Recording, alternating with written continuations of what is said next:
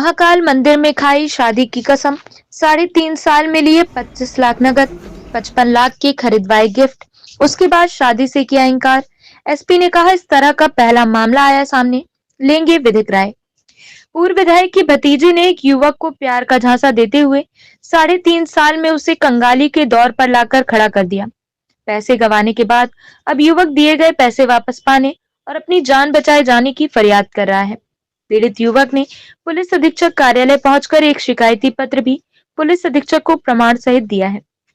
पूरे मामले को लेकर पीड़ित पवन शुक्ला ने बताया कि लगभग 3.5 साल पहले उसकी मुलाकात एक परिचित के माध्यम से पूर्व विधायक के सगे बड़े भाई की बेटी से हुई थी, जिसके बाद युवक युवती करीब आ गए। इस दौरान दोनों उज्जैन स्थित महाकाल मंदिर गए और वहां साथ जीने मरने की कस्में भी खाई। इसके बाद युवती एक प्रेमिका की तरह पीड़ित से व्यवहार करने लगी।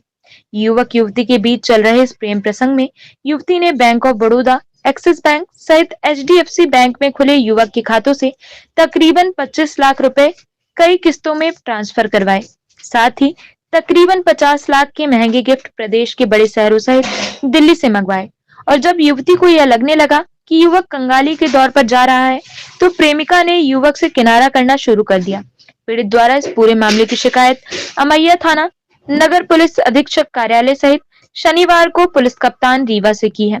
पीड़ित प्रेमी का आरोप है कि पूर्व विधायक के बड़े भाई द्वारा उसे जान से मारने की धमकियां दी जा रही हैं, जिसकी उसने ऑडियो रिकॉर्डिंग भी पुलिस को सौंपी है।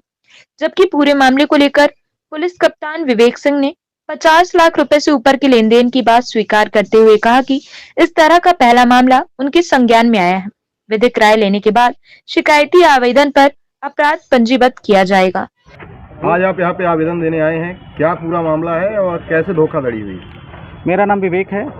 मेरा एक लड़की है आस्था उर्मलिया, जिसके साथ दोस्ती थी और उन्होंने हमसे शादी का प्रस्ताव रखा था, शादी के लिए तैयार थी, जिसके पूरे मैसेज, पूरे एविडेंस सब कुछ है।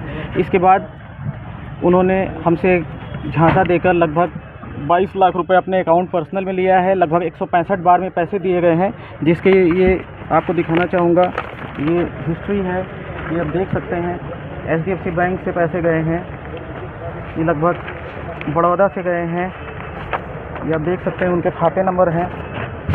और फिर से एचडीएफसी करंट अकाउंट से गए हैं पैसे, ये उनके अकाउंट में पैसे दिए गए हैं, लेकिन ऐन वक्त पे उन्होंने धोखा देकर ये धोखाधड़ी की है। इसके अलावा बताना चाहूँगा, उन्होंने हमसे लगभग 3 लाख रुपए से ज़्यादा के कपड़े, जेवरात और आईफोन, डायमंड रिंग के पैसे, सभी के पुख्ता सबूत, मैं सबसे पहले बताना चाहूँगा, जो मैं यहाँ बोल रहा हूँ सभी के पुख्ता सबूत हैं। लगभग 512 पेज के एविडेंस सीएसपी कार्यालय में दिए जा चुके हैं। इसकी प्राथमिकता जो है दर्ज हमने करवाई थी अमैया थाने में, जिसकी बाइट भी शिवा अग्रवाल सर की है। उन्होंने बोला था कि पुख्ता सबूत के बाद इसमें कार्यवाही होगी, अभी तक कार्यवाही नहीं हुई है। एक मंत्री हैं या नेता हैं, उनके पीए इसमें पूरी जी जान लगा चुके हैं कि इसमें कोई कार्यवाही या एफआईआर न हो। पूरे सबूत हैं इसमें। मैं बताना चाहूँगा कि लगभग जितने पैसे, जितनी शॉपिंग की गई है, हमारे पास स्कैनर आते थे, लिंक आते थे कि इसमें पेमेंट करिए, इसमें पेमेंट करिए, उसकी पेमेंट की गई है। उसके मैसेज की डिटेल, चैटिंग की डिटेल, 2021 से जो चैटिंग की डिटेल है पूरी हमने सुपुर्द कर दिया है सारे एविडेंस के साथ। आपकी जान पहचान कैसे हुई? आपने इतने सारे पैसे ट्रांसफ़र क्यों कर दिए उनके खाते में? कुछ तो रहा होगा। बिल्कुल, जान पहचान किसी के माध्यम से हुई थी, उसकी डिटेल हमने यहाँ दे दी है कार्यालय में। और बताना चाहूँगा एसपी कार्यालय, एडिशनल एसपी, सीएसपी, और ये जो मैं आज आपके सामने बोल रहा हूँ, इसके लिए कल रात को हमने एक आवेदन दिया है एसपी सर के यहाँ, जिसमें सील लगा हुआ है। इसमें हमने लिखा है कल प्रेस कॉन्फ्रेंस करके मैं सारी चीज़ें सार्वजनिक करना चाहता हूँ।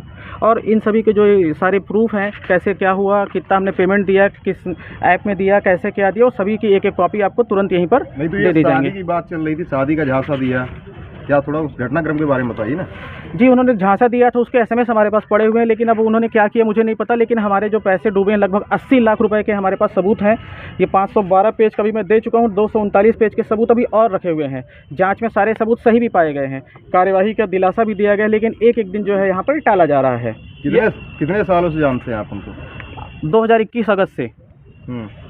ये आस्था उर्मलिया कौन है और मंत्री के जो भी आप बता रहे हैं नेता है, उनके पीए इसमें क्यों इंटरेस्ट ले रहे हैं? इसमें कुछ लोग राजनीतिक षड्यंत्र कर रहे हैं कि किसी को न्याय न मिले, क्योंकि हमेशा हमारे समाज में ऐसा होता गया है कि अभी तक एक लड़की का शोषण लड़के करते हैं तो उन्हें सज़ा दी जाती है, उनके फैमिली को बैठा के बहुत लंबी लंबी सज़ा दी जाती है, हर एक चीज़ किया जाता है। लेकिन यहाँ पहली बार ऐसा है कि एक लड़के का शोषण पूरी प्लानिंग योजनाबद्ध तरीके से किया गया, क्योंकि इन्होंने 2 लाख रुपए तकरीबन अपनी बहनों के अकाउंट में भी डलवाए हैं, जिसके एविडेंस भी इसमें लगे हुए हैं। पूरा एक अच्छे से मतलब सुनियोजित तरीके से। सबसे बड़ी चीज़ है कि सगाई के दिन इन्होंने जब इनकी सगाई चल रही थी लगभग 2 बजे से 5 बजे के बीच में, तो 4:47 पे भी इनका SMS आया हुआ है। परेशान नहीं होना, मैं दिखाना चाह रहा हूँ आपको, अभी दिखा रहा हूँ यहीं पे।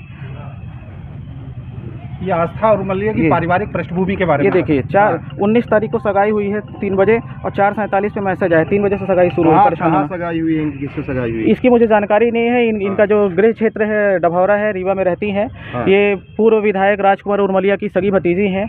और सबसे बड़ी चीज़, हमारे पास कई धमकी आए हैं। और हाँ, एक इम्पॉर्टेंट चीज़ ये है कि इसमें इनके फादर ने पहले हमें काफ़ी सारी धमकियाँ दी, जान से मारने की, गोली से मारने की। जब मैं नहीं झुका तो 376 या न जाने कौन कौन से मुकदमे में पूरी कोशिश की।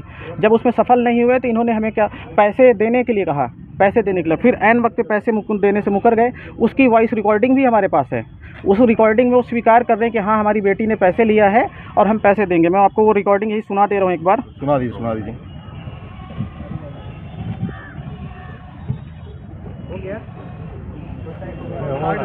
चल रहा है।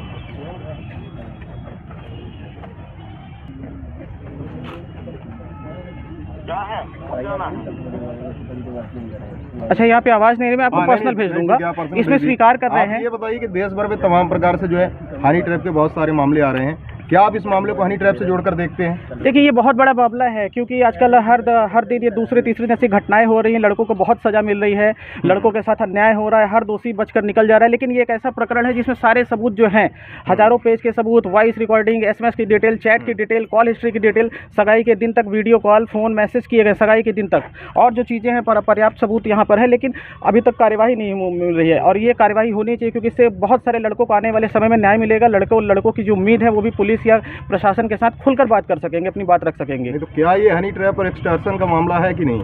अब देखिए, ये तो सुनियोजित तरीके से धोखाधड़ी का तो मामला है, लेकिन इसमें क्या धारा लग सकती है, कैसे क्या किया जा सकता है, ये कानून कोर्ट ने इसमें जो है वो इसमें फैसला लेगा।